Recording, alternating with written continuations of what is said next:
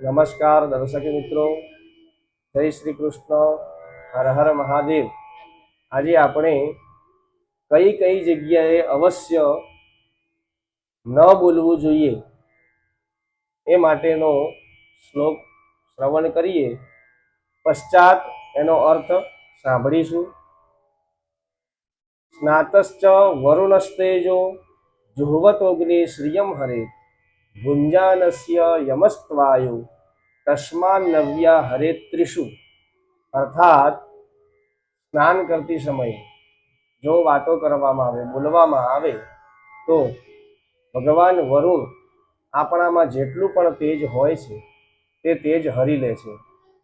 પછી કીધું છે જુહ્વતોગ્નિ શ્રિયમ હરે, એટલે કે હોમ સમયે, આહુતિ આપતા સમયે જો વાતો કરવામાં આવે તો ભગવાન અગ્નિનારાયણ આપણા પાસે જેટલી પણ ધન છે, શ્રી છે, એ હરી લે છે।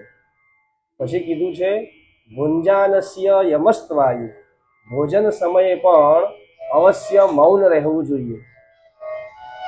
ભુંજાનસ્ય યમસ્ત્વાયુ, ભગવાન યમ આપણું આયુષ્ય હરી લે છે। જો ભોજન સમયે વાતો કરવામાં આવે તો ભગવાન યમ આપણું આયુષ્ય હરી લે છે।